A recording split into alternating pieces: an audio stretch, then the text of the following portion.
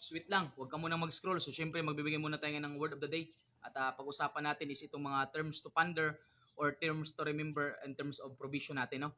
Ano po ba yung mga dapat ating tandaan kapag provision yung pinag-uusapan? Unang-una, yung pong ating provision ay galing po yan sa salitang prover, which means to test or to prove. At galing din sa salitang provisio, which means testing period. At syempre, pag sinabi nating provision, tandaan din po natin, ito ay tinatawag din nating judicial disposition. So, ibig sabihin po, ito ay binigay ng korte or ni judge po na kung saan sino yung nag-tried ng case, siya po din yung magbibigay ng provision. And syempre, yung ating pong provision ay tinatawag din po natin tong judicial reprieve.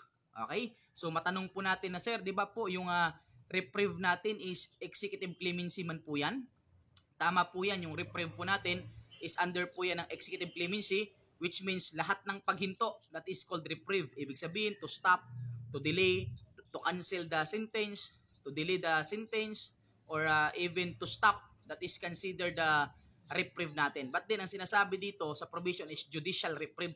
So, sinabi, sino ba yung nagpahinto? Judiciary. So, ibig sabihin, it is referring to court pa din or to judge, that is pasok pa din sa provision natin. Kaya tandaan po natin, pag sinabi natin judicial reprieve, sagot po natin dyan is provision pa din po. Okay? And syempre, ang ating pong provision ay tinatawag din po natin yung alternative incarceration. Okay, bakit po ba tinatawag siyang alternative incarceration?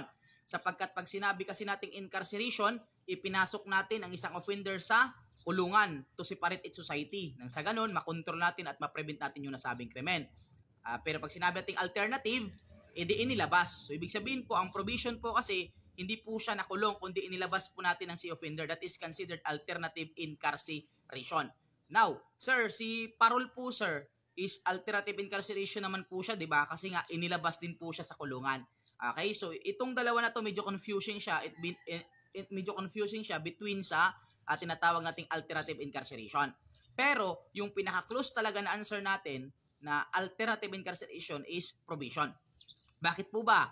Kasi si parol, yes, tama po na inilabas natin si offender sa society, sa community. Pero, bago po natin siya ilabas, nakapag-serve na po siya ng minimum of his sentence. So, ibig sabihin, nakulong po talaga muna siya after siya makalabas.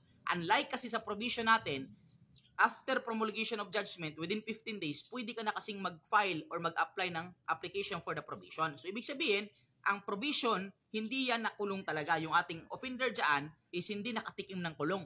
Kundi, after promulgation of judgment, within 15 days, nakapag-apply na agad siya.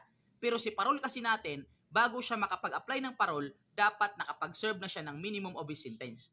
Okay, so ibig sabihin, mas close na answer natin dyan sa alternative incarceration, walang iba kundi si provision. Kasi hindi talaga siya nakatikim ng pagkakakulong. Okay, kaya pag tinatanong po tayo, what is the difference between parole and provision? To make it short po, one of each must be served. Ang isa dyan, nakapag-serve na ng sentence. Okay, so sana nakatulong sa inyo yan at wag po natin kakalimutan, ang provision po natin, it is only granted after conviction na po. Okay, so at syempre ito pa yung lingkod, your Mr. of the Day, Emmanuel, the Master Showman, Ballistic Colors, a CBRC National and a Registered Criminals. God bless you all, have a nice day. Thank you so much. Thank you.